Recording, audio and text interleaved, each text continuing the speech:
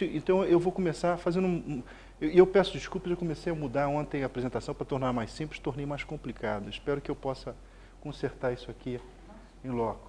Depois eu vou enviar a apresentação para vocês.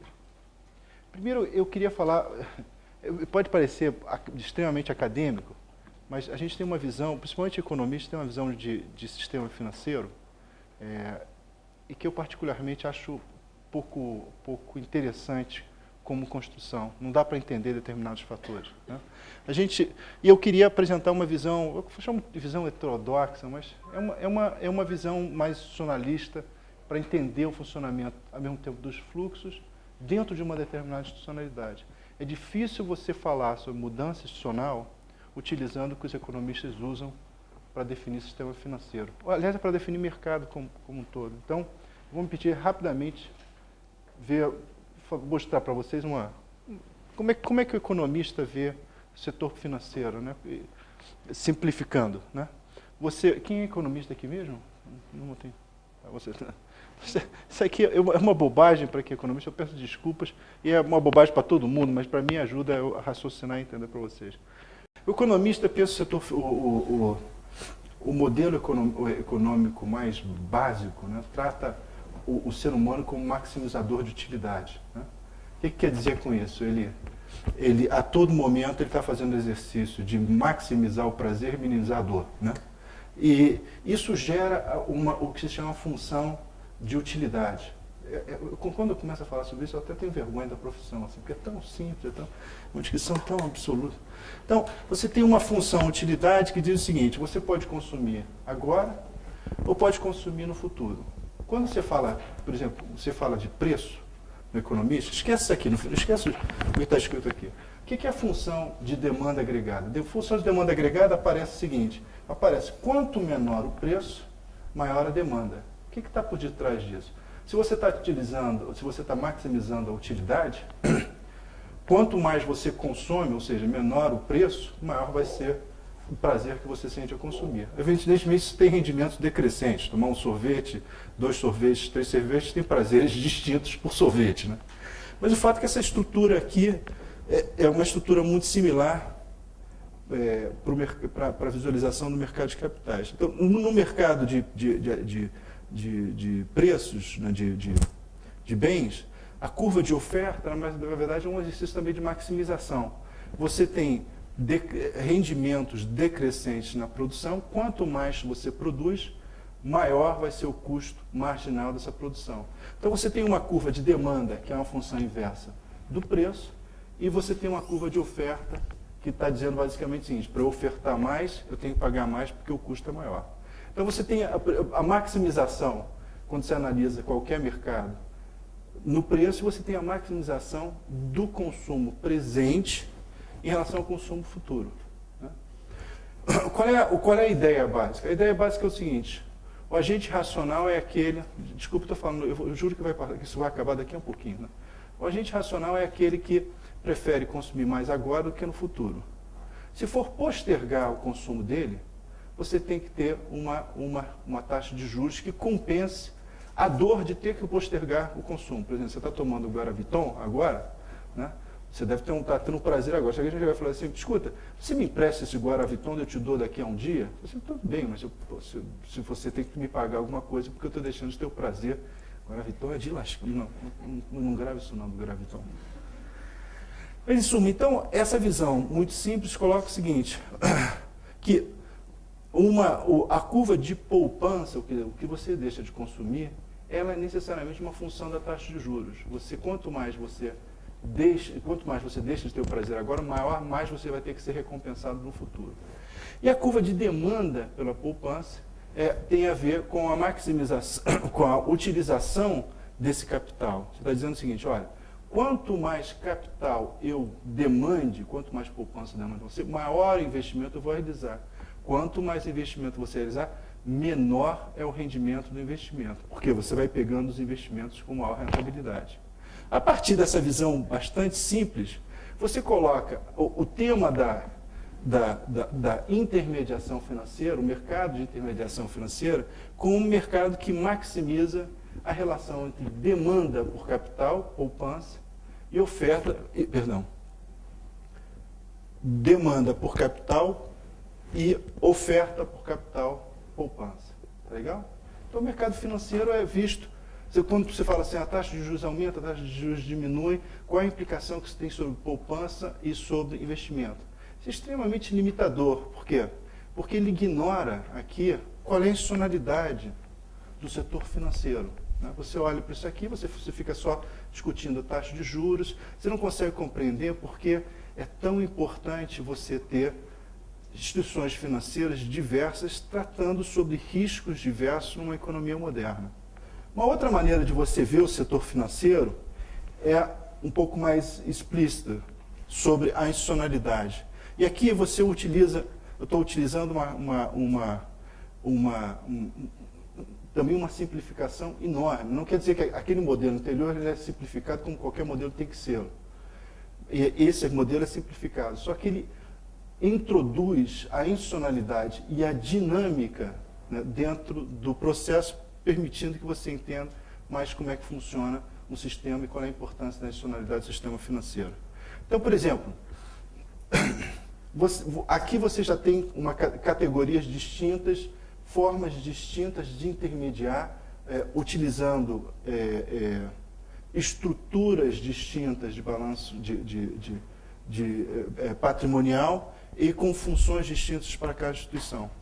Por exemplo, o banco moderno, por desenvolvimento histórico, que eu discuti isso mais longamente, ele tem uma característica que o diferencia dos demais instituições financeiras. Ele cria dinheiro. Né? Banco, por incrível que pareça, isso é uma coisa que é dificilmente entendida, o banco não capta simplesmente depósitos e utiliza esses depósitos para intermediar para outras pessoas. O banco, ao abrir uma linha de crédito para você, permite a criação de depósito. O que eu estou querendo dizer para você? Você vai num banco e fala assim, eu quero uma linha de crédito, certo? Você vai pega essa linha de crédito, sai, você recebe um talão de cheque. O banco, quando abre uma linha de crédito para você, ele não vai lá e fica assim, agora tem que ir atrás dos depósitos. Né? Quer dizer, não é basicamente esse raciocínio.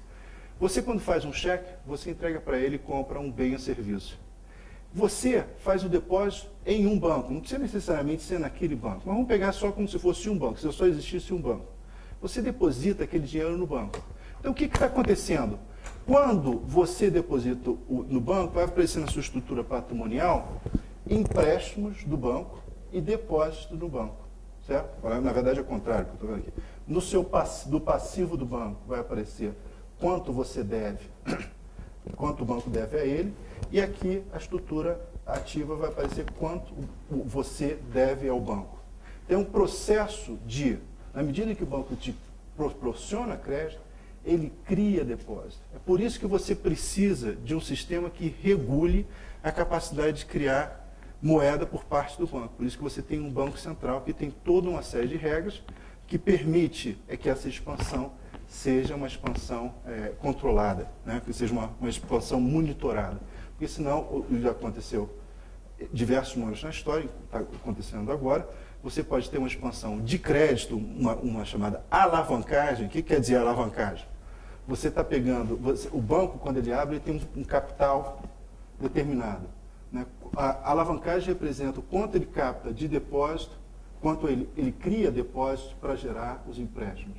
Ora, se ele está gerando empréstimos de uma maneira muito acelerada e houver problemas de inadimplência, o banco pode quebrar. Qual é o problema do banco quebrar? Um banco quebrar não há nenhum problema, a não ser que ele seja muito grande e quebre. Mas na medida que um banco quebra, ele pode gerar um problema de risco sistêmico. Quer dizer, quando eu empresto, lembra que eu falei que só tinha um banco, mas normalmente você tem diversos bancos e os depósitos são realizados em bancos distintos e o mercado interbancário permite os bancos emprestarem entre si. Se um banco tem algum problema, o banco é significativamente grande e não tem capital para cobrir esse problema, ele vai gerar um efeito em cadeia no sistema. Tá? Eu falei muito rápido, mas o princípio... Então, a primeira característica no sistema financeiro moderno é que você tem uma instituição, que não é o Banco Central somente, é uma instituição privada, capaz de criar crédito. Isso tem consequências, porque isso gera uma flexibilidade muito grande, primeiro, ao sistema, o sistema responde à demanda por crédito, mas a outra característica interessante desse processo é que o sistema é, por definição, frágil. Ele é, por definição, frágil, porque sempre existe a possibilidade de risco sistêmico. E daí você necessitar da regulação por parte das autoridades monetárias. Ficou clara a primeira diferença? Você viu que eu não falei nada sobre o poupador, né? Aqui, na verdade, isso é que é o característico. Você está redefinindo ou reestilizando o mercado de forma que você saia daquela velha ideia que o setor financeiro é um simples faz simples transferências de poupança para investimento e, para isso, cobra uma taxa de juros que independe dele. Não, os bancos têm capacidade de criar crédito, têm capacidade de determinação de taxa de juros. Isso tem implicações do ponto de vista de entender a regulação e de entender a fragilidade do sistema, né? Quando os bancos criam crédito, se você pegar um processo natural na economia, um processo multiplicador, né? Lembra que eu falei, você pegou uma taxa, um empréstimo, emprestou para ele, né? Mas quando você pagou para ele, você está gerando renda. Essa renda você está transferindo em forma de investimento ou bens de consumo. Isso gera um processo de criação de renda. E é essa renda que se cria ao longo do processo que permite consumir e permite poupar. Lembra que a gente falou, olha, tudo é transferência de poupança. A poupança aqui eu estou caracterizando como uma coisa mais permanente, né? Geralmente quando você, eu nunca consegui isso, mas já ouvi falar de gente que consegue fazer isso, você recebe a sua renda, consome uma parte da sua renda e o resto você guarda de uma forma permanente, né? Eu já ouvi falar, existe um mito de pessoas que conseguem fazer isso, não? Professor universitário um pouco mais. Agora eu estou conseguindo, porque eu sou diretor executivo, mas isso para mim era um mito, sempre ensinava para os alunos, falava assim, olha, nunca vi isso, mas acontece. Essa poupança permanente, na verdade, né, quer dizer, investimentos de poupança mais de longo prazo, é que, em geral, faz parte que entra comprando ativos de mais longo prazo nos mercados de títulos financeiros, tá? Existem dois tipos de investidores nos chamados mercados financeiros. É importante que eu distinguir aqui mercado secundário e mercado primário. Mercado primário é o mercado da primeira emissão ou da reemissão de títulos financeiros. Quando a Vale vai no mercado e fala assim, olha, eu vou fazer uma emissão, ela está captando dinheiro que vai ser utilizado para financiar suas operações, os seus investimentos no longo prazo, certo?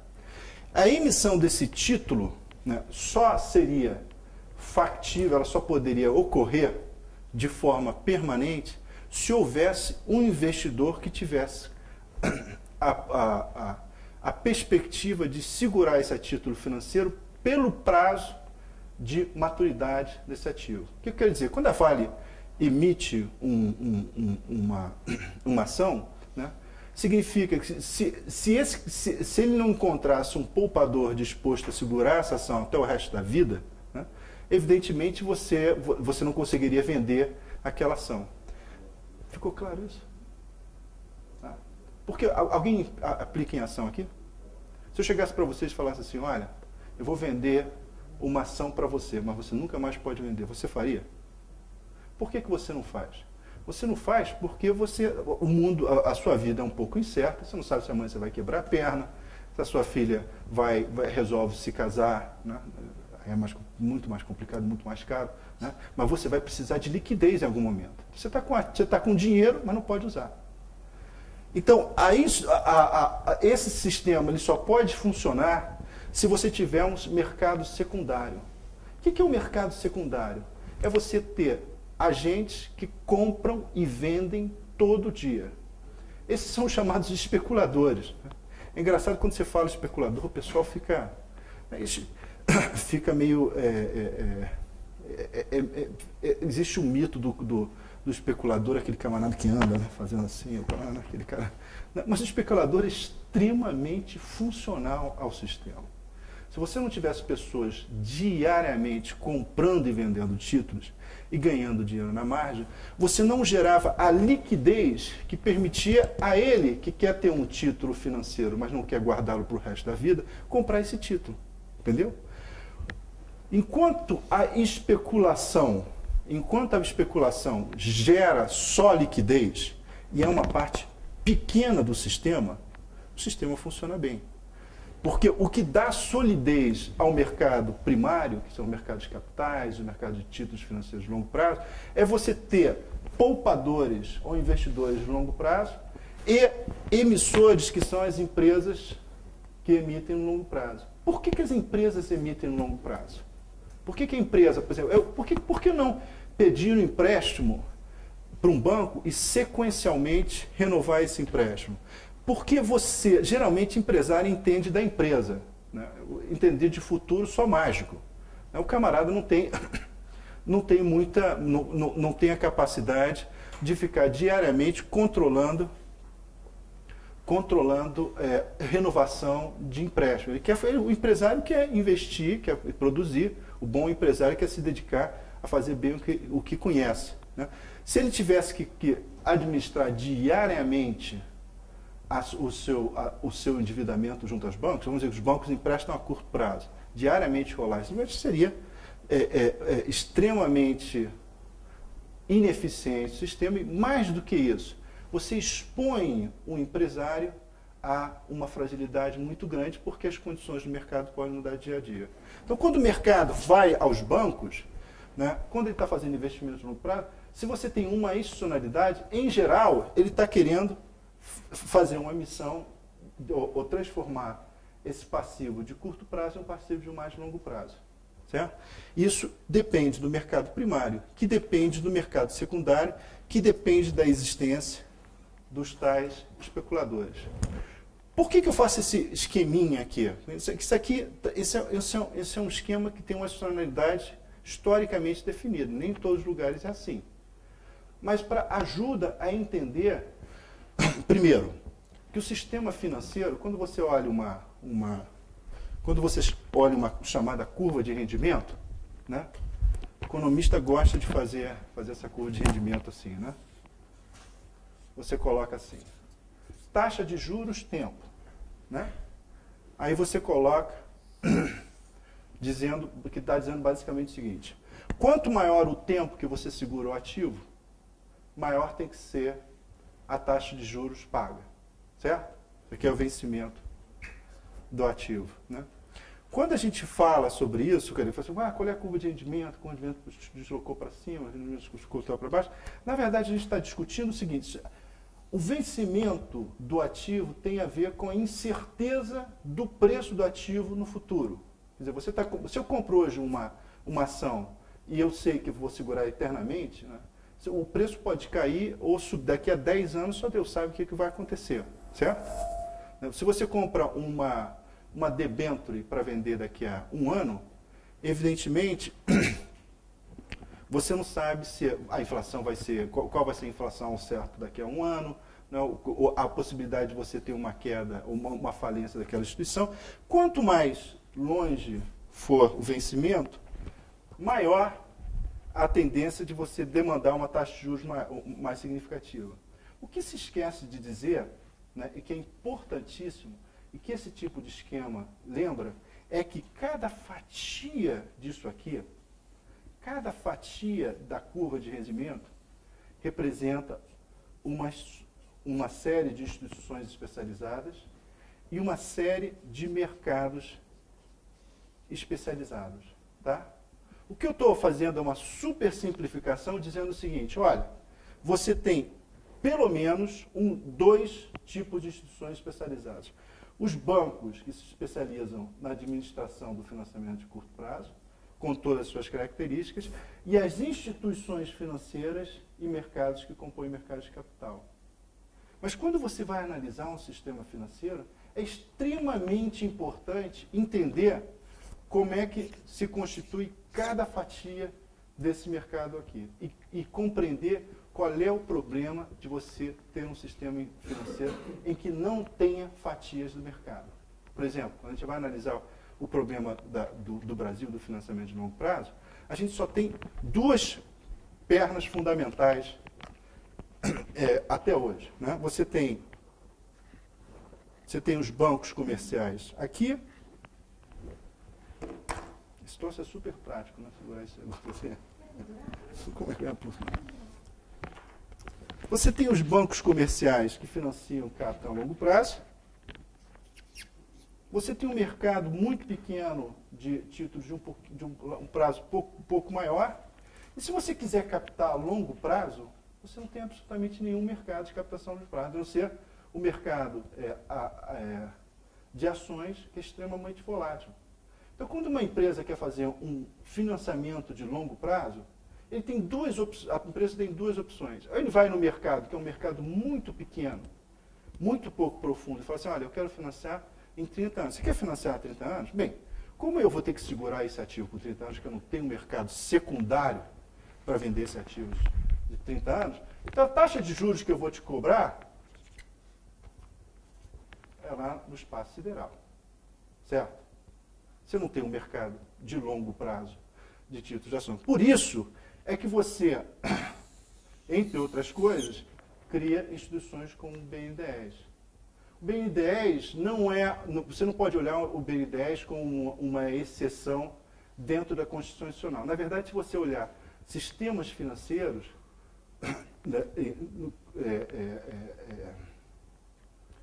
distintos, você vai notar respostas institucionais distintas para um problema que é idêntico a todos eles. Como você ter a capacidade de gerar o financiamento para necessidades distintas de uma economia capitalista moderna. Financiamento de curto prazo, financiamento de consumo, financiamento de capital de giro, financiamento de capital de giro de longo prazo, financiamento de investimento. Tá? Eu acho, se você sai disso aqui, se você sai dessa perspectiva aqui, que eu chamo de perspectiva convencional, porque a maioria é difícil você entender a institucionalidade, o papel da institucionalidade e o papel das mudanças institucionais que você teve nos últimos anos. E se você tem alguma coisa um pouco mais complexa que leva em conta a institucionalidade, para mim é mais fácil interpretar o que ocorreu. O que ocorreu? Primeiro, vamos ver, quer dizer, só para mencionar rapidamente, se você, quando você fala assim, olha, o que é um sistema financeiro eficiente? Né? Geralmente os economistas olham dados microeconômicos. Do meu ponto de vista, se você olha com aquela perspectiva mais institucionalista que eu descrevi para você, o sistema financeiro não precisa ter só uma estrutura institucional. Né? Ele precisa ser, dada qualquer estrutura institucional, ele tem capaz de oferecer uma gama variada de fontes de financiamento, né? E como todo sistema financeiro, por definição, é frágil, né? Ele tem que ser capaz de minimizar o processo de fragilização financeira dentro do crescimento econômico. Né? Existe uma estrutura financeira ótima? Não. Historicamente, existem diversas estruturas financeiras que funcionaram melhor ou pior. Tá? Está claro até agora? Estou indo muito rápido? Não. Bom, bem, agora, qual é a estrutura financeira? Quais são os dois tipos de estruturas financeiras que caracterizaram, digamos assim, que foram as mais exitosas na história recente das economias de mercado? Né? Você tem duas. Isso foi, quem fez essa metodologia foi o Zisman, em 1983, mas continua válido para entender isso aqui. Você tem o sistema financeiro de texto básico. Como os economistas aprendem economia com livros anglo-saxônicos, está certo isso aí? Está certo isso aí? Se tiver algum erro aí por favor, depois eu corrijo. Mas a maioria dos livros-textos que a gente lê são livros-textos produzidos nos Estados Unidos e na Inglaterra. Então, é evidente, até o Keynes, que era um autor menos convencional, até os autores menos convencionais utilizam uma estrutura institucional que é aquela americana ou a inglesa. Quais são as características? Primeiro, existe uma especialização institucional muito significativa. Né? Você tem bancos comerciais, você tem, só para citar três partes, você tem bancos de investimento financiando mais a longo prazo, e você tem mercados de capitais fazendo operações de venda de propriedade acionária. Certo? Segundo, você tem uma diversificação muito grande dos instrumentos e mercados. Tá? E terceiro, você tem uma alta participação de formas diretas de financiamento. O que quer dizer? Como você tem mercados especializados em títulos de diversas classes, né? Por exemplo, você tem mercados de debêntures, você tem mercado de ações, você tem mercado de debêntures de longo prazo, etc, etc. As pessoas interessadas em as empresas interessadas em um tipo de financiamento emitem diretamente ao investidor interessado naquele tipo de título financeiro.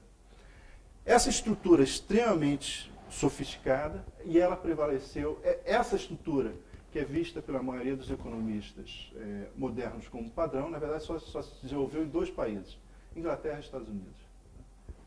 É uma exceção histórica, não é norma histórica. Mas uma das críticas que foi feita recentemente por uma das causas da crise é que a especialização, no caso americano e inglês, ela teria sido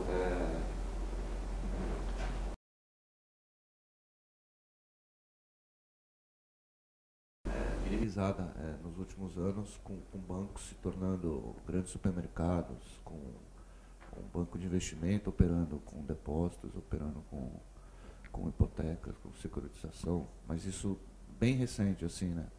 Sendo de... Você já matou a aula, né? Exatamente isso que eu queria falar. Não estou brincando com você, você tem inteira razão. O que eu estou querendo mostrar para você é o seguinte: essas estruturas que prevaleceram até os anos 80 se modificaram rapidamente. Lembra que eu falava para você o seguinte? Eu falei para você o seguinte: qualquer sistema financeiro, não existe um sistema financeiro ótimo. Ele tem que ser capaz de prover crédito, mas sem expandir muito rapidamente a fragilidade. O que aconteceu? As transformações institucionais foram tais que você teve um processo muito acelerado de expansão das formas de obter crédito, entretanto, com o custo de uma expansão muito grande da fragilidade financeira. E mais do que isso, você tem o processo de internacionalização e integração financeira fez com que esse sistema passasse a prevalecer na maioria dos países desenvolvidos.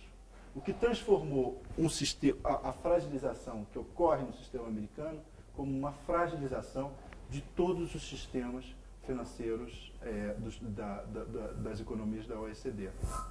Certo? O Brasil só escapa disso porque ele não fez parte desse processo de internacionalização e de adequação da sua estrutura a isso aqui. O que até determinado momento as pessoas criticavam. E hoje em dia é visto como uma vantagem enorme. Né? Isso é o que é interessante, porque eu quero ressaltar isso. As transformações que ocorreram, né, geraram um processo de alavancagem enorme. As pessoas nunca olham que toda estrutura tem 2 lados. O grau de especialização e de eficiência na provisão de crédito e o grau de fragilidade que está se expondo. Então, no momento que o crédito está subindo, está tudo bem, não sei o que lá, fala assim, pô, esse sistema é ótimo, por que o Brasil não abre mais? Por que aqui não deixa entrar todos os bancos internacionais? Não sei o que lá? Bem, você poderia até causar uma expansão do crédito, mas geraria o mesmo tipo de fragilidade que a gente viu. Né? Bem, vamos lá. Aliás, eu não estou defendendo a estrutura do sistema financeiro brasileiro, só estou dizendo que é um fato que isso ocorre. Fale. É interessante, mas, por exemplo, existiam 2 sistemas, são estereótipos, evidentemente, mas são 2 sistemas que funcionavam razoavelmente bem até os anos 80. Né? Você está dizendo que o primeiro passou a ficar parecido com o segundo de forma desorganizada e o segundo se desorganizou. Perfeito. Então, faltava você falar como é que se desorganizou o segundo, que você ia passar de slide. Então, é porque primeiro eu ia falar como é que é a característica dos 2, tá. Mas você tem razão. O outro tipo de sistema financeiro, com base em crédito, que você tem grandes bancos, né, um banco universal, por exemplo, os bancos alemães, que financiavam curto prazo. Aqui os bancos só financiam curto prazo, né, os bancos de investimento fazem intermediação e os mercados de capitais fazem o mercado primário de ativos.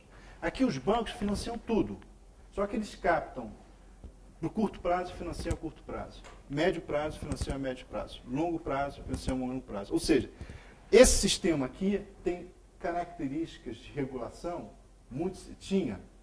que garantiam que, por exemplo, os bancos não iam sair loucamente expandindo o crédito, para evitar o risco sistêmico. A gente vai ver isso daqui a pouco. Mas o sistema de regulação aqui era extremamente, continha o problema da fragilidade. Aqui o sistema de regulação é interno às instituições, mas também continha a fragilidade. O que gera fragilidade do sistema, de qualquer sistema, são os chamados descasamentos, né? Descasamentos de tempo. Eu quero financiar um investimento de longo prazo. Você é um banco, só financia a curto prazo. Então, de mês em mês, eu vou refinanciar. Isso se chama descasamento de vencimento, né? O que pode acontecer? Como eu não tenho como transformar a minha máquina em liquidez imediata, se ele aumentar a taxa de juros, né, ou se tiver um rompimento da oferta de crédito, o meu negócio quebra, né? Você pode também ter descasamentos de câmbio. Eu exporto em dólar eu faço investimentos em reais e estou captando em dólar. Qual é o risco disso? Você ter variação do câmbio, né, que acabam afetando a sua rentabilidade, até compromete esse investimento. Fragilidade financeira tem a ver com o descasamento. Então, nesse sistema aqui, qual é a fragilidade financeira? Se os bancos crescem muito rapidamente para se financiar investimento, você tem um descasamento de vencimentos. E aqui o investidor pode, por uma variação de taxas de juros, ter impactos muito significativos. Por isso que você precisa de regulação para segurar isso, né? Vamos lá. Os exemplos disso aí, só para citar para vocês, né? Eu lembro. Mercados financeiros segmentados com especialização institucional. Tem uma coisa errada aqui, o Japão não é tanto exemplo. Estados Unidos e Reino Unido. O exemplo mais claro de mercados financeiros não segmentados é a Alemanha. Todos esses dois funcionaram. Você fala assim, no sistema americano é ótimo, etc, etc. A convergência natural, que é um sistema mais eficiente. Esquece que o sistema alemão foi extremamente funcional para o crescimento alemão, haja visto que cresceu sem surtos, né, de instabilidade financeira muito significativa no pós-guerra. E assim você pode ver exemplos de sistema. Por exemplo, uma coisa que ninguém estuda, Banco Islâmico. Banco Islâmico tem uma estrutura institucional, de financiamento e até comportamental completamente distinta. E, no entanto, tem funcionado em um número significativo de países que adotam. O problema não é a institucionalidade, o problema é a forma como você gera os financiamentos necessários e como você evita a instabilidade financeira. Bem, o que seria muito longo eu explicar isso aqui, mas eu vou tentar ser bem reduzido. Eu falei para vocês que você tem um processo de liberalização financeira. Por que entender o que significa liberalização financeira? Né? E por que esse processo se inicia nos Estados Unidos? Na verdade, isso é uma luta, é um processo competitivo que se inicia com a Thatcher.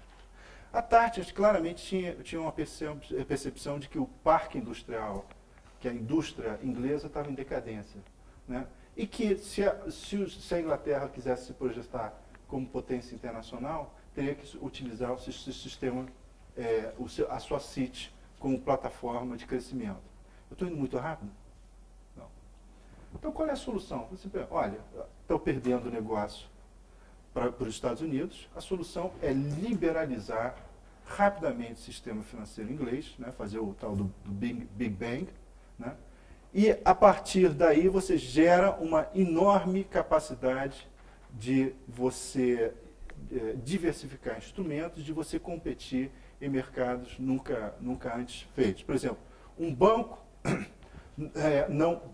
tem uma enorme capacidade de expansão do crédito, entretanto, não pode entrar até até as mudanças feitas pela Tati, não podia entrar em mercado de ações, o que limitava a sua capacidade de competir. Você vai chegar para um cliente e falar assim, olha, o que você quer? Eu quero fazer um investimento de longo prazo. Olha, só posso te oferecer um empréstimo de 3 meses. Se você quiser, depois você pode emitir no mercado. Você me ajuda a emitir no mercado? Não, não posso emitir no mercado, porque você, pela regulação, você tem que ir num banco de investimento.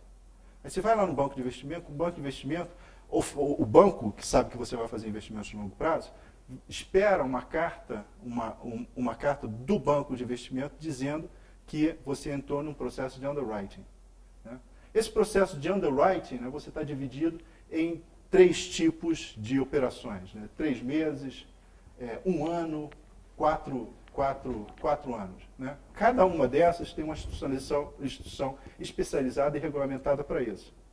Então, evidentemente, essa segmentação, essas paredes entre as instituições, diminuem a capacidade competitiva das instituições, mas garantem um controle muito maior por parte das autoridades monetárias e financeiras sobre cada tipo de mercado. O que a Tartier faz é romper com essas paredes, para se tornar bem simples.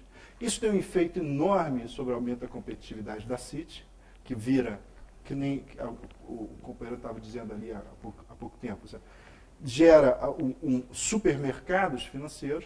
Isso gera uma pressão nos Estados Unidos. Né? Isso começa um processo, um processo. Nos Estados Unidos você tinha a lei Glass-Steagall, o ato Glass-Steagall, que foi criado logo após a crise financeira dos anos 30, exatamente criando essas paredes, essas divisórias, para evitar o processo de fragilização que levou a que a quebra da Bolsa nos Estados Unidos destruísse todo o sistema financeiro a partir de 1929. Então, você começa um processo de quebrar também essas paredes por motivos competitivos.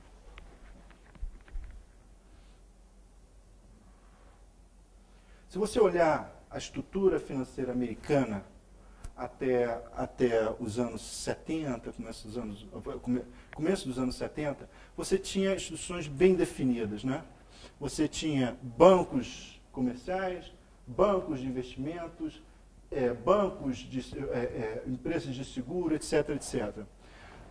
O que você tem, então você tem essas estruturas aqui, bancos comerciais, bancos de investimentos, empresas de negociação em bolsas, companhias financeiras, etc. Isso aqui, cada vez mais, com o rompimento da regulação sobre as paredes das negociações, vai transformando as instituições financeiras em bancos de investimento, que são supermercados financeiros. Então, hoje você entra em qualquer banco americano, um banco de investimento, hoje não, porque esses bancos quebraram. Né?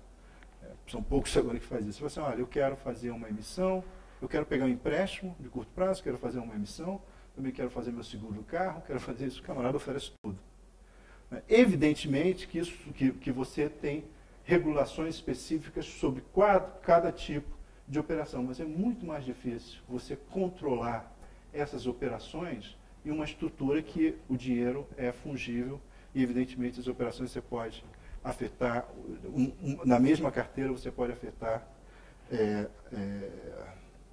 ativos diferentes em momentos diferentes. Tá? Tá mais ou menos?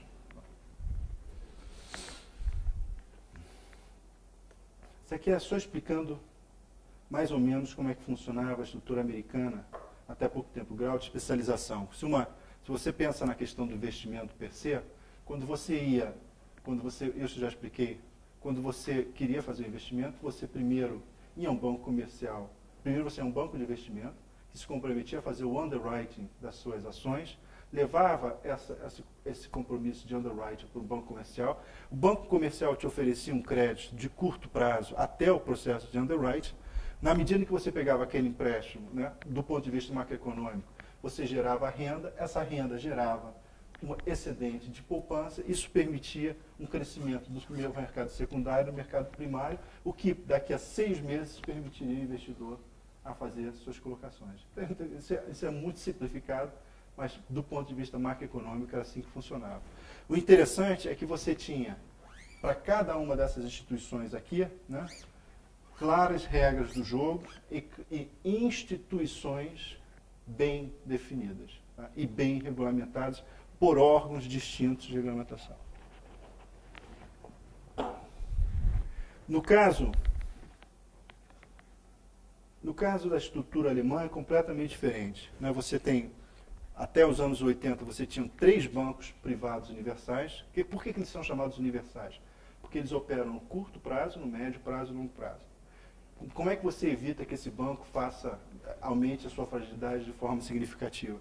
Você regulamenta por fatia de mercado dentro do banco, né? As autoridades financeiras diziam, olha, você só pode emprestar para consumo captando depósito. Você só pode emprestar capital de giro captando depósito de médio prazo. Você só pode financiar investimento com captação de CD, de certificados de depósito de longo prazo. Então, a regulamentação não era feita por instituição. A regulamentação era feita por fatia dentro de cada instituição. Mas isso garantia um controle muito preciso sobre a estrutura de passivo e ativo dessas instituições. Tá? Caramba. Agora errei muito. Bem, o processo de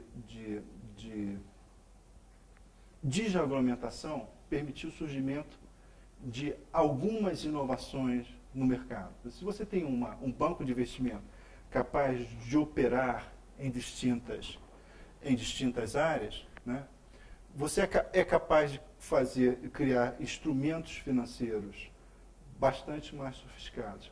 Um processo que se tornou característico das estruturas de financiamento nos Estados Unidos, que depois se expandiu, é o processo de securitização.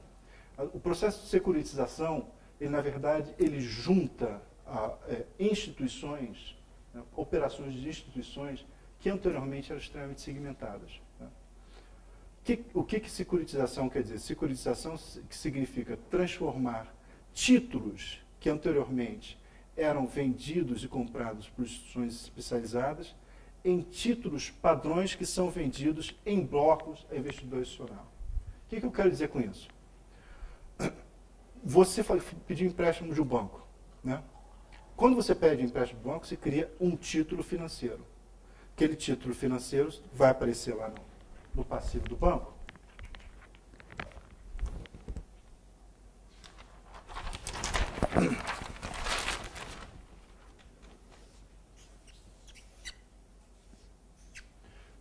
Vai aparecer aqui no passivo do banco empréstimo de A. Né? Lembra que eu falei para vocês que isso aqui tem base em a criação de depósito e tem capital. Este título financeiro, por regulamentação, não poderia ser vendido. O banco tem que segurar o chamado empréstimo de A. Tá legal? Então, se você quisesse pedir um empréstimo de curto prazo, você podia ir ao banco, o banco te prestava e você tinha um título de dívida junto àquela instituição, e a instituição tinha que ficar segurando aquele tipo de dívida. Isso limitava a capacidade de alavancagem por regulação. O Banco Central ia falar assim, olha, na verdade você vai ter que manter uma relação capital sobre empréstimos, e se isso é o caso, eu controlo o seu grau de alavancagem. Certo? Se você quisesse fazer uma emissão de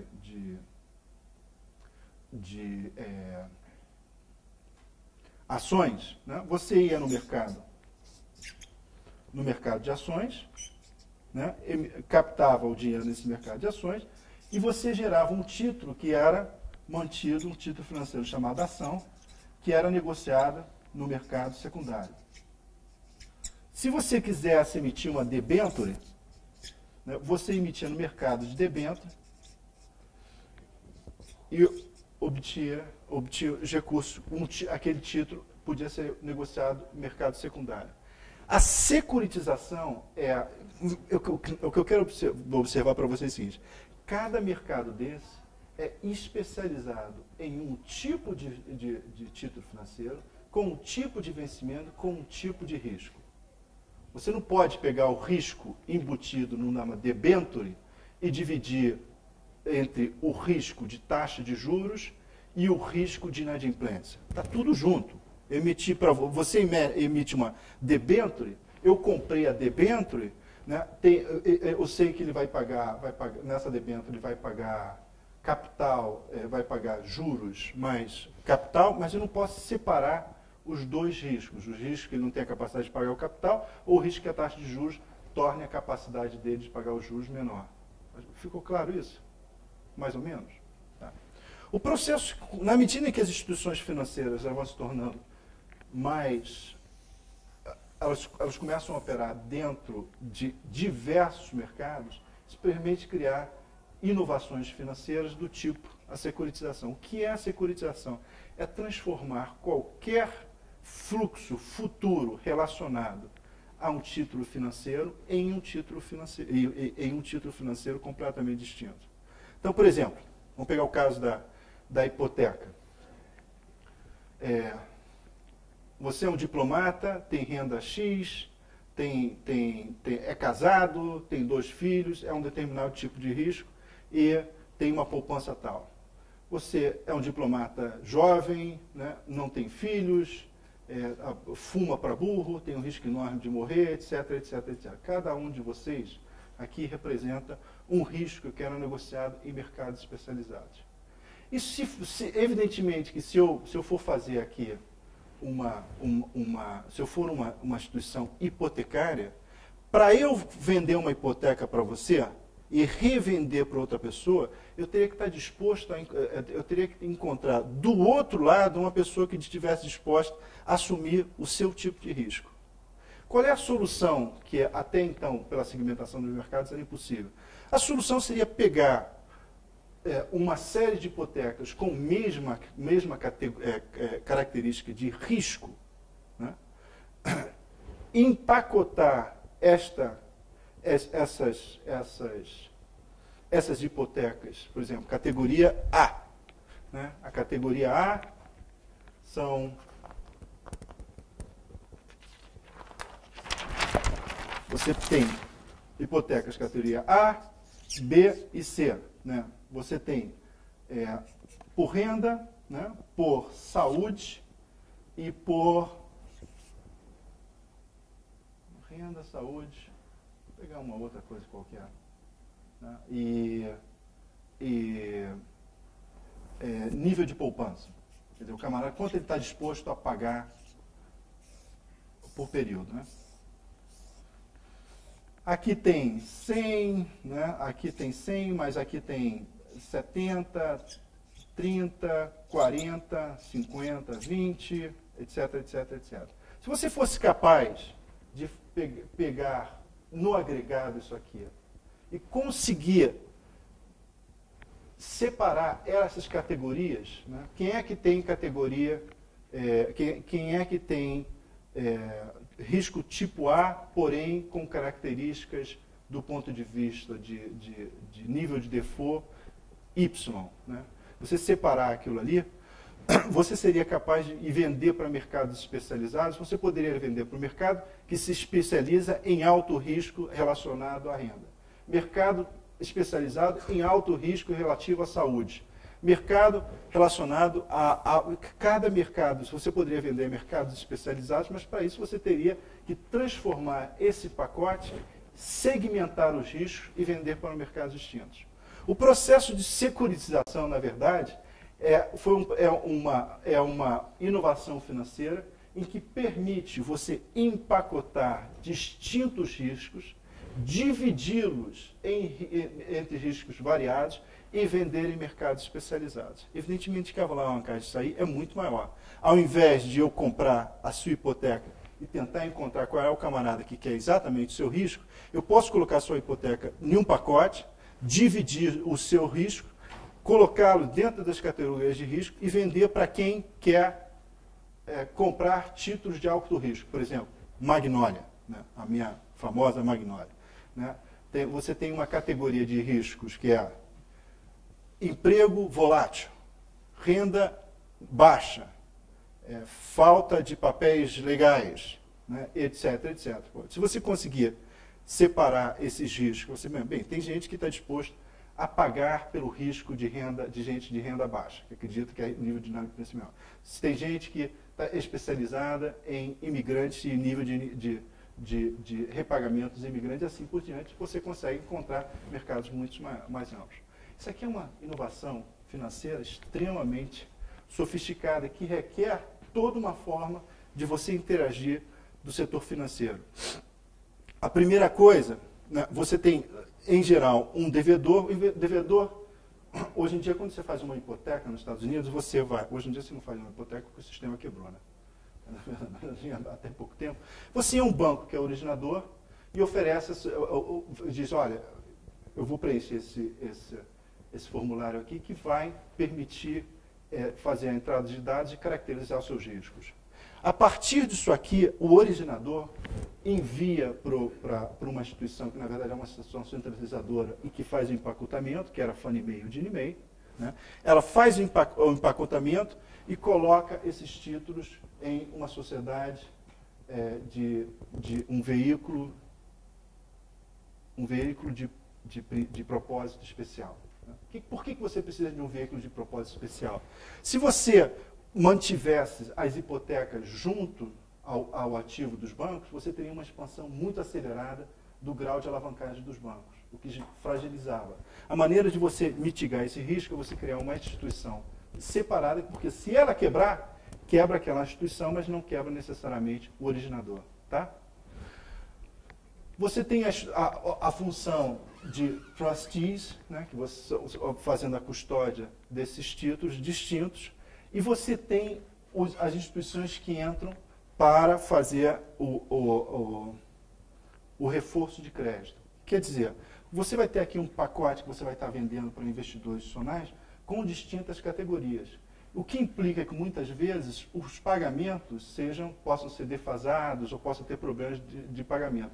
Para mitigar esses riscos, você tem instituições que se especializam em entrar em cena quando você tem divergências de prazos de pagamento.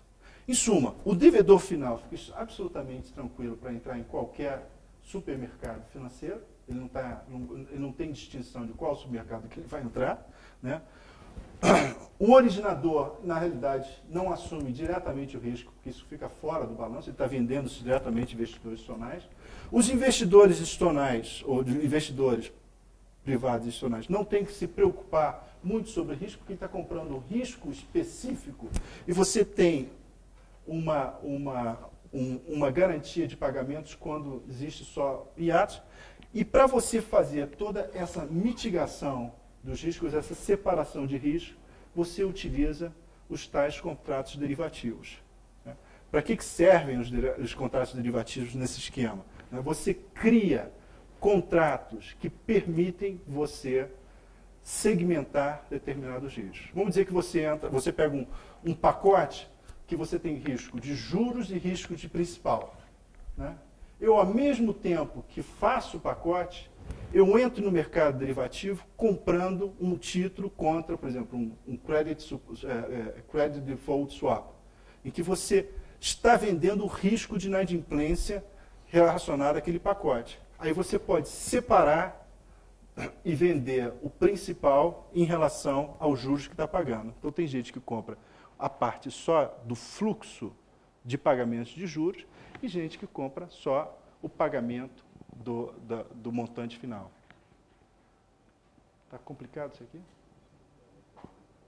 Hã? Ficou claro ou não? Ficou claro?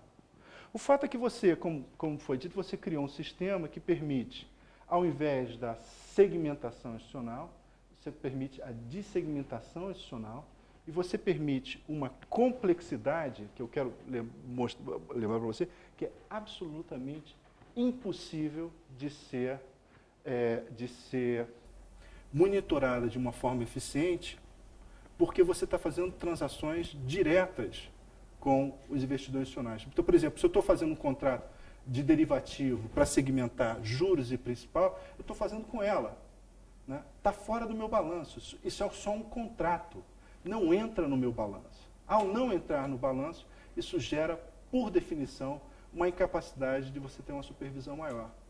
Por isso que no processo de liberalização financeira e o aumento dessa complexidade, você tem uma deterioração da capacidade de regulação e supervisão dos mercados.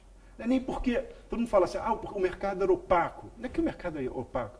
É muito difícil você ter transparência sobre todas as operações que são realizadas em balcão. Né? Se são fora do balanço, o que o Banco Central ou qualquer autoridade monetária, como é que ele vai verificar aquela operação? Ele está fazendo fora, é um contrato. Se eu faço uma aposta privada aqui, eu falo com você, olha, se eu quebrar a perna, né, você me paga R$100. Se eu não quebrar a perna, eu te pago R$100. Os dois sentam aqui e assinam com um contrato. Né? Isso não vai entrar só vai entrar no balanço se eu quebrar a perna. Né? Porque aí você vai ter que me dar o dinheiro, eu vou ter que depositar. Você só vai saber ex post. Né? E, na verdade, você não sabe, não só você não sabe a variedade de operações que você está sabendo, mas você também não sabe o grau de exposição. Por exemplo, eu estou fazendo um contrato com você. Aí eu falo assim, olha, eu vou te vender um contrato por R$10. R$10. Né? Esse contrato diz o seguinte, se eu quebrar a perna, eu te pago R$100. Se eu não quebrar a perna, você me paga R$110. O grau de exposição que nós dois estamos nos colocando é R$100 de um lado e R$100 do outro. Mas o contrato firmado, que a autoridade, qualquer autoridade poderia estar olhando, diz que você tem um contrato de R$10. Tem o valor de contrato e o valor de exposição.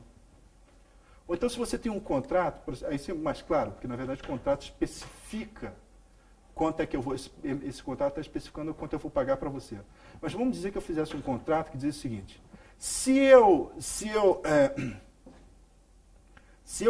quebrar a perna, isso tiver uma complicação da minha saúde, né, que isso gere um custo hospitalar enorme, que é indefinido, porque você não sabe o que é a complicação, você me paga o custo hospitalar. Né? Se não acontecer isso, eu te pago R$5.000. Tá? Ora, evidentemente que se quebrar minha perna e isso aí gerar um custo de R$100.000, nem que a autoridade regulatória olhe o contrato, tivesse capacidade de olhar todos os contratos, ela não sabe a exposição que está se colocando. É uma aposta que está em aberto. Na medida que você vai gerando processos, você vai gerando inovações financeiras que permitem fazer contratos que não têm especificação sobre grau de exposição, então o valor do contrato e o grau de exposição contratual passam a ser coisas completamente distintas. Tá? Você deu o exemplo da formação dos pacotes, pegando hipoteca, isso era feito também com um título diferente? Todos. Por exemplo, uma empresa a empresa não pegava mais empréstimo do banco como você concebia, como acontece aqui no Brasil. Você vai lá no Itaú, pede um empréstimo, paga uma taxa de juros de R$170 ao ano, né? Mas vai estar lá constando no Itaú seu empréstimo. No mercado americano, isso passa até, inclusive no mercado, eu peço desculpas aqui, mas eu tive que introduzir algumas coisas e acabei não podendo editar. Porque eu queria mostrar algum exemplo, exatamente o que você está falando. Né? O financiamento corporativo, até o financiamento de capital de giro, passa por um mercado especializado. Quando o mercado americano entra em crise, a primeiro sinal de entrar em crise é o seguinte: as empresas diariamente tinham um mercado especializado, o mercado money market americano, em que diariamente você tinha colocação de títulos overnight. Né? Diariamente você colocava títulos para financiar uma estrutura de curto prazo. Você está se financiando a curto prazo, diariamente você tinha, olha, eu preciso de 180 bilhões para fechar essas minhas posições de mercado. Né? Enquanto você tem investidores diariamente fazendo aquele papel do especulador, comprando e vendendo, comprando e vendendo, comprando e vendendo, né? O mercado funciona como se fosse uma estrutura bancária tradicional. O que aconteceu é que, de repente, essas pessoas desapareceram. Agora, quem são essas pessoas? Esse aqui é interessante. Essas pessoas, o investidor lembra que eu falei, olha, investidor geralmente é um indivíduo, ou então um investidor institucional, um fundo de pensão, que entra nesse mercado porque ele quer captar com prazo determinado, né? Esses investidores passaram a ser também instituições financeiras que têm carteiras muito diversificadas e esse tipo de investimento no mercado no money market passa a ser um pedaço da sua carteira. Se você tem um problema nessa carteira por parte de por exemplo, um banco de investimento qualquer, um Merrill Lynch, o Merrill Lynch vai querer ou parar de reduzir rapidamente seu investimento ou liquidar as suas posições. O que aconteceu subitamente é que esses investidores começaram a aumentar enormemente a sua desconfiança em relação à situação de empresas, mas também em relação às outras instituições financeiras, e esse mercado secou. Quando o Paulson vai para o Congresso americano, que o Bernanke já tinha informado a ele que o mercado que é um mercado que era considerado absolutamente seguro, com uma liquidez definida, né, secou. Ao secar isso aqui, evidentemente, seca também toda a capacidade das corporações se financiarem no curto prazo, pagar seus fornecedores, pagar seus salários, etc. Né? Enquanto antigamente você tinha uma linha de crédito com o banco, né, a linha de crédito com o banco te permitia o seguinte, olha, tem que pagar meu fornecedor, eu vou lá no banco e falo assim, olha, preciso de tanto dinheiro na minha conta. Tá bom, você passa o cheque, não, nem precisa disso, já tem a sua linha de crédito. Agora, você tem uma dependência de um mercado para diariamente recolocar os seus títulos corporativos. Então, isso... Por não. O Lehman Brothers, todas as instituições, elas não eram portadores do risco, elas justamente eram intermediários e passavam os riscos aos fundos de pensão, etc. Por que então a Lehman Brothers quebra, a Fannie Mae quebra? Por que essas instituições quebram se elas, na verdade, tinham passado o risco do... Porque elas começaram a assumir os riscos. O tal do Credit Default Swap na verdade, era uma inovação financeira. A Lehman Brothers vendia essa inovação financeira para uma pessoa. Por exemplo, você estava interessado, você queria se rediar contra inadimplência, de aumento de inadimplência. Você comprou uma casa, eu não sei como é que eu usar um exemplo, mas você quiser fazer um hedge. Né? A Lehman Brothers vendia um contrato para você rediar. Você segurava aquilo ali porque por detrás daquele hedge você tinha uma dívida, você tinha um ativo real que você queria garantir. Você segurava aquilo ali, certo? Aí o Lehman Brothers descobriu o seguinte, bem, está todo mundo interessado em comprar esse título e não vai ter inadimplência. O mercado está bem, está tudo funcionando. Né? Então, em vez de vender um título para uma pessoa que esteja fazendo hedge, eu começo a vender 1000 títulos para as pessoas que estão interessadas em especular contra a inadimplência. De repente, um monte de gente começou a olhar o mercado e falou, olha, isso aqui, Flórida vai entrar em inadimplência. Então, vale a pena, o contrato ainda está barato, eu vou comprar esse contrato, porque se tiver inadimplência, eu vou ganhar uma nota da Lehman Brothers. Ninguém, evidentemente, sabia que a Lehman Brothers não estava pegando isso e vendendo para outra ponta, como você está fazendo. A Lehman Brothers estava vendendo, achou o negócio tão bom, que falou, por que eu vou passar esse risco para outra pessoa? Eu vou vender um monte de contrato, faço um modelo de análise de inadimplência, um modelo de estresse, e eu mesmo seguro esse risco. Aí, quando aumenta rapidamente o mercado, a inadimplência nos Estados Unidos, né, por razões que eu queria tentar ver, mas eu estou ficando desesperado aqui, essa instituição quebra. Só que essa instituição é um supermercado. Ela está operando no mercado. Essa instituição ela está operando no mercado monetário. Ela vai ao mercado, em vez de estar comprando nesse mercado, ela vai ao mercado e fala assim, eu quero dinheiro. Quando uma Lehman Brothers entra nesse mercado e fala assim, eu não estou querendo comprar, eu estou querendo vender. Acaba a liquidez, some a liquidez. Então, quando a Lehman Brothers diz, eu preciso de dinheiro, eu não estou mais colocando, porque ela estava cheia de liquidez, porque eu preciso pagar a minha outra ponta, a liquidez quebra, e é isso o mercado, que é era um mercado supostamente mais seguro, subitamente desaparece. Entendeu? E era muito difícil você verificar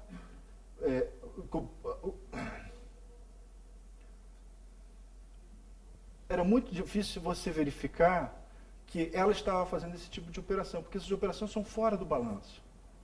Né? Como é que ela, qual é a segurança? Como é que um regulador, o regulador teria que ter uma enorme capacidade, um grupo enorme de pessoas que estaria diariamente verificando todos os contratos da Lehman Brothers.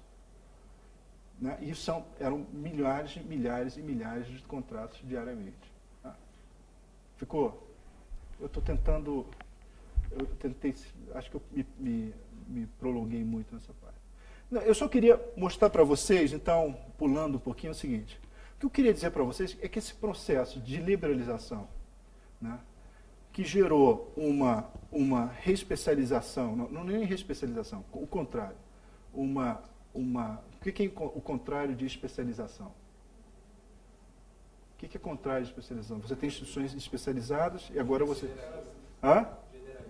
Uma generalização, a transformação que você chamou de supermercado financeiro, gerou também uma série de inovações que permitiram você segmentar os riscos, e ao segmentar o risco, você gera também a sensação de que o risco não existe. Né? Que o risco é menor, aquela história. Eu pego um papel e estou passando para outra pessoa, eu falo assim, opa, esse mercado não tem risco, eu já passei para outra pessoa. Quanto mais rápido eu passar para outra pessoa, menor é a sensação, junto à instituição financeira, de que tem algum risco sobre as suas operações. No caso das hipotecas, é claro, não interessa a uma instituição que está securitizando a hipoteca, se aquela pessoa que está pegando a hipoteca não tem emprego, contanto que a pessoa pode não ter emprego, não ter papéis, não ter riqueza, não ter nada. Conquanto ele consiga colocar rapidamente no mercado aquele título. Peguei o negócio, passei. Né? Não é uma questão. Aí você fala, pô, isso não é fraude. Se tem uma pessoa disposta a comprar aquele risco, é o mercado. E o mercado estava, conforme você aumentava esse processo de liberalização, aumentava também a liquidez do mercado. Você estava criando riqueza. Ao criar riqueza, você gerava capacidade de obtenção de crédito. Ao você obter a capacidade de obtenção de empréstimo, você tem capacidade de fazer posições no mercado. Então, você gerou uma bicicleta que, ao mesmo tempo, criava uma expansão enorme do financiamento, mas também gerava camadas financeiras e camadas de risco cada vez mais significativas. Então, se você observa o que aconteceu do ponto de vista da indústria financeira, né, num período o crescimento foi muito significativo.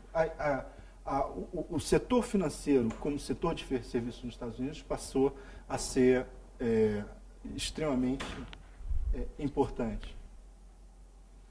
A outra consequência que você tem ao longo desse processo é o crescimento do preço dos ativos. Eu utilizei casas aqui porque é a coisa mais observada junto à imprensa. Né?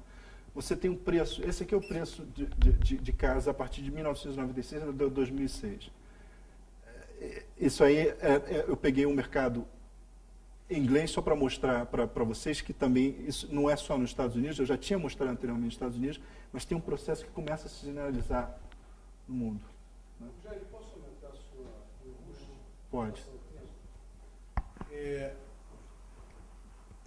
Como são 9h30, e eu queria que você desse uma palhinha para a gente de qual é a sua visão em relação às soluções possíveis, por exemplo, a estatização para depois reprivatizar os bancos, Tá. Não saísse sem um pouco falar sobre não, isso. primeiro que não saio, nem que eu perco o avião, não saio sem falar sobre isso. Que horas é seu avião? Daqui a pouco, não vamos nos angustiar aqui, não. Isso aqui é o que eu queria falar sobre contratos derivativos. Isso é muito interessante. Né? Esse aqui é o valor de mercado, quer dizer, o valor do contrato. Esse aqui é a exposição total, é o valor nominal dos contratos. Né? A gente está falando de uma expansão de 2006 do valor de contratos negociados diariamente, de alguma coisa em torno de 9 trilhões para 20 trilhões. Esses contratos, que eu estou comprando um contrato de você por R$10, estou falando desse valor de contrato, certo? Esse contrato garante, né, ou segura uma exposição, né, muito superior. Quebrar a perna eu pago 100 para 10. Isso quer dizer que o valor nominal desses contratos salta de 370 trilhões de dólares para 683 trilhões de dólares. Evidentemente que ninguém podia imaginar que esse processo de exposição não estivesse gerando uma fragilidade enorme. Mas existia um consenso de que esses mercados não tinham por que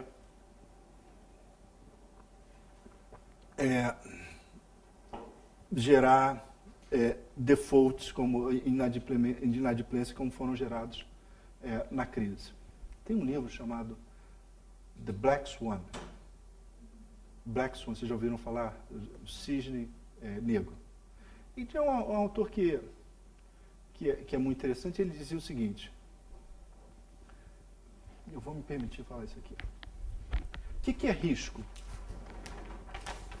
O que é risco? Como é que se define risco? Tem economista aqui, né? Como é que a gente define risco em qualquer momento? Como é que você define risco de você perder o emprego? Como é que é difícil? Pega um histórico aí de demissões do setor. Você pega o histórico de demissões do setor. Aí você pega a frequência da distribuição do setor, né, naquele histórico. Aí você vai ter uma distribuição de probabilidade. Essa distribuição de probabilidade, você vai dizer o seguinte, qual é a probabilidade de eu ser demitido daqui a 3 meses, tendo em vista a história do setor, tendo em vista as minhas características? É X%. Tá? A probabilidade é a probabilidade de ocorrência de um evento X qualquer, dada as suas características. Certo? Acontece que isto aqui tem 2 problemas. Primeiro, é uma referência ao passado. Né? Não necessariamente porque a história, estatisticamente ocorreu isso, que isso vai se reproduzir no futuro. Se você tem um rompimento estrutural, o passado passa a ser relevante para você analisar o futuro. Mas tem uma coisa mais interessante que é o que eu mostro no livro Black Swan. Por exemplo, vamos dizer um fenômeno que aconteceu em 1929, né, que foi simultaneamente todas as expectativas se reverteram e o mercado implodiu. Aquele fenômeno vai ser, dentro da série histórica, né, você vai estar aqui em 1920, 2000, um ponto. Não pode baixar para aqui. Né? Perdão. Se você pegar custo do fenômeno, vezes do fenômeno em si, então você vai pegar de 1920 a 2000 e você vai ter um ponto aqui que é um custo enorme. O resto é tudo pequenininho. Se você pegar essa distribuição de probabilidade, eu vou falar assim, a probabilidade deste fenômeno ocorrer é muito pequena. Mas se esse fenômeno ocorrer, quebra tudo. Só que não existe modelo algum que utilize um ponto como outlier. Sempre utiliza a distribuição de probabilidade dos eventos passados. Aí você projeta o futuro sempre considerando o que na média ocorreu no passado. Sem que levar em consideração que se ocorrer aquele fenômeno, o custo relacionado a esse fenômeno é enorme. Tá? Então, por exemplo, nenhum seguro vai fazer o seguro de um camarada de 25 anos, tem um problema seríssimo e tem um custo de 600 milhões. Né? O camarada tem um custo seríssimo, ninguém vai fazer, todo mundo vai fazer em média, o camarada de 25 anos nunca tem um problema de saúde.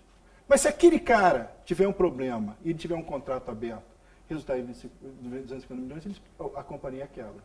Tá? Então, o que acontece, o que estava acontecendo é que se você pegar qualquer modelo de projeção de análise de risco nos últimos 30 anos, nenhum era capaz de prever a probabilidade simultaneamente você ter um aumento de inadimplência em diversos setores. E mais ainda, é extremamente complicado você prever situações sistêmicas. Por quê? Porque a resposta, por exemplo, eu sou um banco de investimento, eu tenho uma perda muito significativa em uma parte da minha carteira. A resposta humana àquilo ali pode variar de uma maneira muito grande. Se eu sou o camarada que controla aquela carteira diversificada, eu posso falar, caramba, eu tenho que recompor rapidamente minha margem. Aí vendo tudo que tem na outra ponta. Isso gera um problema sistêmico. Então, você controlar, do ponto de vista da análise de risco, a possibilidade de um efeito em cadeia é muito pequeno. E o que acontece quando cai a Lehman Brothers, por exemplo, é que você gerou um efeito sistêmico que congela o mercado simultaneamente, e isso é um cisne negro. Só que esse cisne negro gera a ruptura de todos os mecanismos de financiamento. Então vamos lá. Ficou claro isso? Outra consequência é que esse crescimento, você tem um crescimento de ativos reais mais ou menos tradicionais, você tem um crescimento de instrumentos derivativos muito rápido, grau de exposição, mas isso começa a afetar determinados mercados que tradicionalmente não são tão especulativos, até pouco tempo, como o mercado spot o mercado spot de petróleo. Tá? O que você acaba fazendo é que o mercado futuro, né, a volatilidade do mercado futuro acaba afetando os mercados spot. Eu não vou ter. Eu acho melhor eu começar a falar sobre aquela parte que você pediu. Né? Bem, só para concluir, quer dizer, a crise financeira, tentar concluir isso aqui em 5 minutos. Quais são as características dessa crise financeira? Né? Primeiro, ela é a primeira crise financeira de um sistema globalizado. Né? E não é só uma expressão. Né? Ele é globalizado porque as instituições financeiras elas estão globalizadas e interrelacionadas por estruturas patrimoniais. Por exemplo, um fenômeno que aconteceu ao longo desse processo de liberalização é o fato de bancos alemães começarem a comprar hipotecas securitizadas nos Estados Unidos como parte do seu portfólio. O que há pouco tempo atrás não era permitido pela legislação americana, como forma de você entrar dentro de um processo cada vez mais competitivo, você acaba aumentando. Então, quando você tem uma crise na hipoteca americana, você vai afetar um banco alemão que não tem absolutamente nada a ver com o fenômeno específico, esse cisne negro que aconteceu nos Estados Unidos. Quando você afeta a carteira do banco alemão, esse banco alemão que oferecer empréstimos para o setor imobiliário, se você pegar o banco inglês é até melhor, esse que oferecer empréstimo ao setor imobiliário, seca o empréstimo ao setor imobiliário. Isso gera uma crise no setor imobiliário inglês. Ao gerar uma crise no setor imobiliário inglês, isso começa a se espalhar dentro do sistema inglês. Então, um processo que estaria restrito por regulação a um espaço nacional, que é americano, ele passa pelas relações patrimoniais a gerar processos de crise sistêmicas nos países desenvolvidos. Não é à toa que o processo se espalha mais rapidamente nos países da OECD. Por quê? Porque aí é que os bancos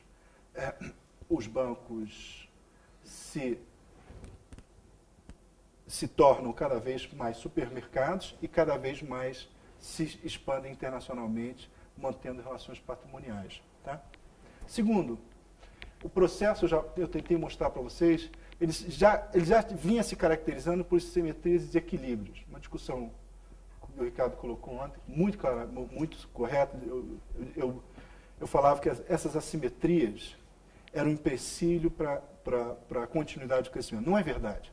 Você podia continuar crescendo com assimetrias profundas, porém você cresce, as assimetrias geram fragilidade. Vou pegar um exemplo bastante claro. Os chineses podiam continuar ad infinito, acumulando reservas americanas, tendo como contrapartida um crescimento de 10%. Só que na medida que vão crescendo as reservas nos Estados Unidos, os chineses, por uma tendência natural, vão diversificando a forma como você utiliza as suas reservas. Vão comprando, por exemplo, ativos da Fannie Mae e Ginnie Mae, né, que são ativos, são hipotecas americanas securitizadas. Ora, na medida em que você vai diversificando a sua carteira, mudanças nas suas expectativas em relação a esses mercados podem, por si só, gerar uma crise no mercado americano. Vamos dizer que amanhã os chineses, que têm 2 trilhões de dólares, sendo que 1 trilhão e 800 em títulos americanos, falam assim, olha, eu quero diversificar, eu quero sair de títulos do Tesouro e comprar mais títulos comerciais, porque eu estou achando que o título do Tesouro está aumentando o risco. Quando você tem 1,8 trilhões de dólares e faz um movimento qualquer, essa fragilidade pode gerar uma instabilidade. Então, as assimetrias e desequilíbrios, outra que eu citei, né, você tem um processo de crescimento acelerado sem distribuição de renda.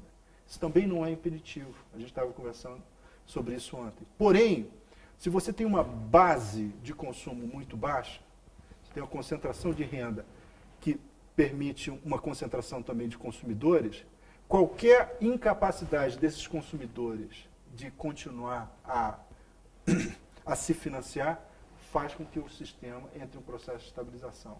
Então, a economia mundial, ela cresceu, o processo de integração comercial e financeira se caracterizou por assimetrias e desequilíbrios que geram fragilidade, não necessariamente geram instabilidade. Mas, ao gerar fragilidade, um sistema localizado nos Estados Unidos, um problema localizado nos Estados Unidos, pode se espalhar e se tornar instabilidade de outros sistemas, e se afetar essas partes mais frágeis dos fluxos reais, acabam gerando a crise. O mais interessante disso, lembra que eu falei que o sistema financeiro ele foi se modificando e se tornando um supermercado financeiro. Isso gerou uma enorme capacidade de financiamento. Qualquer financiamento passou a ser a emissão de um título em um determinado mercado especializado. O que é um mercado especializado? O mercado se constitui no mercado por si só, então você precisa de ter a Bolsa de Valores ou a BMF, né? É um mercado fisicamente, você tem que ter lá o mercado, você tem que ter instituições, né? Que aqui envolve não só as instituições de mercado propriamente dito, tipos de contrato, etc., mas também as instituições reguladoras, e você precisa ter agente, quem compra e vende. Quando você destrói, por exemplo, você simplesmente, uma dessas fatias, um desses agentes fale, para você reconstruir o mercado, alguém tem que entrar de volta nesse mercado. Não é? Um Lehman Brothers não desaparece e o mercado continua funcionando. O mercado desaparece. Constituir Lehman Brothers quer dizer contratar pessoas e agentes especializados na operação daquele mercado. Então, uma das características da crise é que ela é um processo também de destruição das instituições que caracterizaram os mecanismos de financiamento, que, por sua vez, foram a base do crescimento da economia como um todo. Isso é que é o mais complicado. Como é que você substitui os Merrill Lynch? O Merrill Lynch já faliu? Não lembro.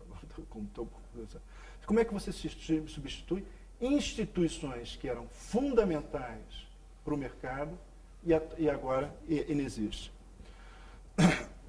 A outra característica é que esse processo de internacionalização coloca em xeque os mecanismos internacionais de coordenação de política, supervisão e as instituições multilaterais. Por quê?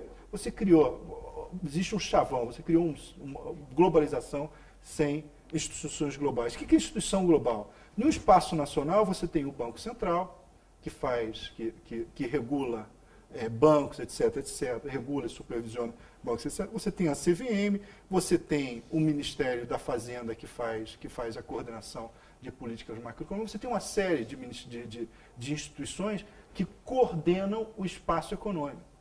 A integração e o processo de integração e expansão do sistema financeiro e dos fluxos foi realizada sem nenhuma criação de instituições globais. Então, você hoje em dia não tem capacidade, você tem uma crise sistêmica no mundo e você não tem um banco central no mundo.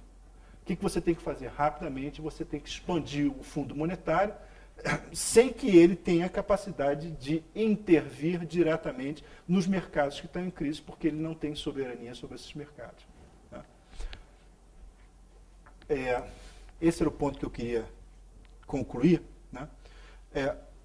Lembro que eu falei para vocês que eu ia falar um pouco sobre o sistema multilateral. A minha visão hoje é o seguinte: a reconstrução da arquitetura financeira internacional vai ser extremamente difícil. Né? Na verdade, a gente está num processo somente de intervenção, de tapar buraco. Você não está num processo de recriação de institucionalidade. Né? É impossível você criar uma institucionalidade privada, quando os agentes privados perderam a capacidade de exercer o papel no mercado. Então, é muito difícil você ver a retomada do financiamento sem você ter um processo de nacionalização. Por que você precisa de um processo de nacionalização das instituições financeiras? Você tem ativos que claramente foram deteriorados, né? Aquelas instituições, quer dizer, o camarada não tem condição vamos dizer que eu quisesse, hoje em dia, criar um banco de investimento. Se a instituição, ou reconstruir um banco de investimento, se a instituição tem ativos onde a confiança no mercado é muito pequena, você não tem condição de obter aquele financiamento. Mesmo que para obter aquele financiamento, você precisava acessar uma instituição que já inexiste. Então, você fica naquela situação parada, você fica com aqueles ativos podres ali, sem a capacidade de fazer empréstimo e sem a capacidade de reconstruir sua posição financeira. Também você não tem capacidade de vender aqueles ativos, que, por definição, são ativos podres. A única maneira que você tem que fazer, pode reconstruir a capacidade de financiamento, é um agente que não tenha a preocupação em manter aqueles ativos por longo prazo, e o único agente que pode fazê-lo é o Estado, comprar aqueles ativos, segurar aqueles ativos, reestruturar o mecanismo de financiamento, fazer a máquina rodar de novo e depois, ao longo do processo, revendê-lo, fazer uma privatização. Mas, para que você faça isso aqui é interessante. Você deveria ter uma ação coordenada e uma reestruturação da arquitetura financeira internacional. Porque não basta os Estados Unidos fazer isso. É preciso fazer isso nos Estados Unidos, fazer isso na Alemanha, fazer isso na Inglaterra, fazer uma série de países de forma coordenada. Se você reconstitui nos Estados Unidos a capacidade de financiamento e não o faz na Inglaterra, você aprofunda os desequilíbrios, principalmente nos fluxos comerciais. Esse é um tema complexo. Isso quer dizer que a reforma da arquitetura financeira internacional, ela, se você quiser sair da crise, ela é inevitável. E eu acho, e essa é o que eu queria passar, a mensagem que eu queria passar para vocês, a gente está num momento extremamente rico para fazê-lo. Acho que nunca a gente teve essa possibilidade tão grande de ter uma reforma da arquitetura financeira internacional, mas para isso a gente precisa, o Brasil, que tem um papel de liderança nessa discussão, precisa ter uma política e se engajar mais. Bem, eu sinto muito ter ido tão rápido, eu vou só abrir para algumas perguntas e um bate-papo, mas eu fiz o possível.